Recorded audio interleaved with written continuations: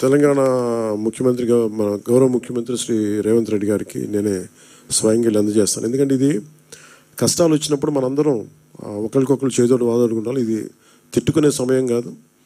అలాగే వైసీపీ నాయకులు కూడా నా విన్నపం, నా విజ్ఞాపన ఏంటంటే మీరు కూడా మీ జేబుల్లోంచి డబ్బులు తీసి, మాటలు కాకుండా డబ్బులు కూడా కొంచెం విసిరి,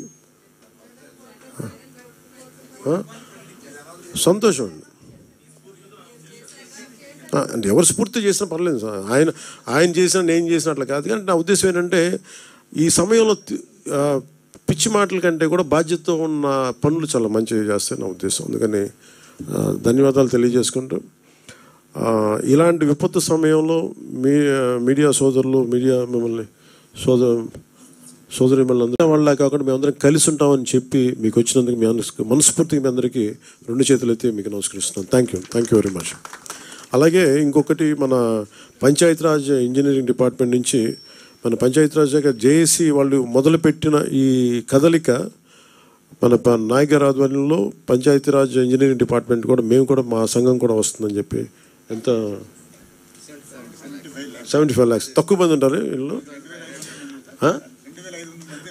2500, ఇదేమో 1,64,000 మంది పిఆర్ ఇంజనీరింగ్ డిపార్ట్మెంట్ నుంచి 75 లక్షల రూపాయలు ఈ సహాయ నిధికి, ముఖ్యమంత్రి గారి సహాయ నిధికి అందజేస్తా ఉన్నారు.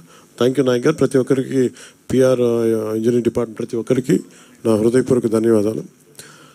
అలాగే నాకు ఇంకొకటి చాలా ఎక్కువ ఒక అప్పీల్ చేస్తున్నాను అందరినీ. ఇవి చాలా ప్రత్యేక పరిస్థితులు. ఒకటి, రాష్ట్రం ఆర్థిక పరిస్థితి మనకి మీరు చూసారు, శ్వేతపత్రాలు రిలీజ్ చేసాం. ఆర్థిక పరిస్థితి మామూలు దారుణమైన పరిస్థితిలో లేదు.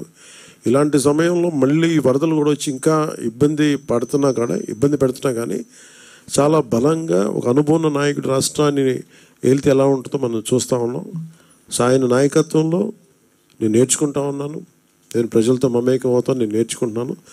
లాంటి వాళ్ళందరం కలిసి రాష్ట్ర అభివృద్ధికి తోడ్పడే దిశలో వెళ్తున్నప్పుడు పిఆర్ నుంచి పంచాయతీరాజ్ జాయింట్ యాక్షన్ కమిటీ 1,64,000 మంది వాళ్ళు ఈ రోజున మాకు కలవటం, అలాగే 2,200 పైచీలకు ఉన్న పంచాయతీరాజ్ ఇంజనీరింగ్ డిపార్ట్మెంట్ ఉద్యోగులు మాకు అండగా ఉండడం నిజంగా మనస్ఫూర్తిగా.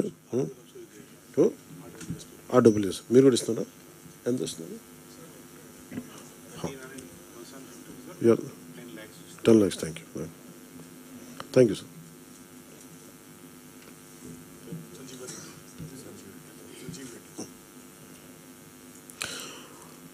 అలాగే రూరల్ వాటర్ సప్లై సంబంధించి సంజీవ్ రెడ్డి గారి ఆధ్వర్యంలో ఈ దాదాపు 1,300 పనిచేస్తారు. సో వాళ్ళ అసోసియేషన్ నుంచి కూడా దాదాపు 10 లక్షల రూపాయలు ఈ ముఖ్యమంత్రి గారి సహాయ నిధికి ఇవ్వడం కమిట్ అవ్వడం జరిగింది. అందరం కలిసి ముఖ్యమంత్రి గారు సమయం తీసుకొని వారికి ఆ డబ్బులు అందజేస్తాం. అలాగే దీంట్లో చాలామంది ముందుకు వస్తూ ఉన్నారు. నేను ఈ రోజున అందరినీ ఈ మీడియా సమావేశం తరపున అందరినీ అడుగుతూ ఉన్నాను, రిక్వెస్ట్ చేస్తున్నాను, అభ్యర్థిస్తున్నాను. నాకు వీళ్ళందరినీ చూస్తే నాకు ఒకటే అనిపించింది, దాదాపు 386 పంచాయతీలు, 386 పంచాయత్స్ దెబ్బతిన్నాయి. అలాగే ఇంకొకటి ఏంటంటే ఇప్పుడు చూస్తే మనకి ఈ పరిస్థితులను ఎదుర్కోవడానికి చాలామంది ఏమంటుంది, డైరెక్ట్ పంచాయతీలు మేము ఏదైనా చేయమంటే నాకు ఒకటే అనిపించింది, నాకు పంచాయతీరాజ్ శాఖ మంత్రిగా కూడా నాకు ఎక్కువ బాధ్యత ఉంది నాకు.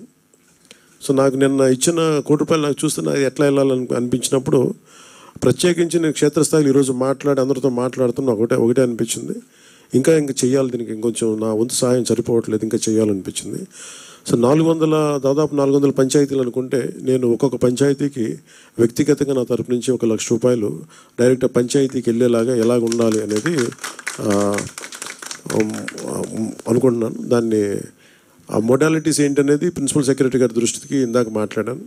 ఇది డైరెక్ట్గా పంచాయతీలకు వెళ్ళాలి. మన ₹10,000, ₹25,000 ఎలాగా డైరెక్ట్ పంచాయతీ నిధుల్లో పడ్డాయో అలాగే ఈ ₹1,00,000 కూడా ఇది ఎంత సహాయం అవుతుందో తెలియదు, కానీ కనీసం ఆ పారిశుద్ధ్య పనుల కన్నా పనిచేస్తే ప్రభుత్వం మీద కొంచెం భారం తగ్గుద్ది.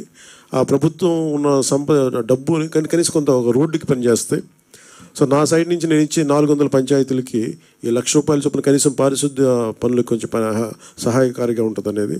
అలాగే మా ఉద్యోగులందరూ కూడా, మా పంచాయతీరాజ్ ఉద్యోగులందరూ కూడా, ఆర్డబ్ల్యూఎస్ ఉద్యోగులు, అలాగే పీడబ్ల్యూడీ అందరూ కూడా వచ్చి ఈ రోజున మాకు నిలబడింది మనస్ఫూర్తిగా ధన్యవాదాలు తెలుపుకుంటూ, అలాగే మన అలాగే మన మన పక్క రాష్ట్రం, మన సోదర రాష్ట్రమైన తెలంగాణకు కూడా నేను ₹1 కోటి నిధిని నేను విరాళంగా ప్రకటిస్తున్నాను. అది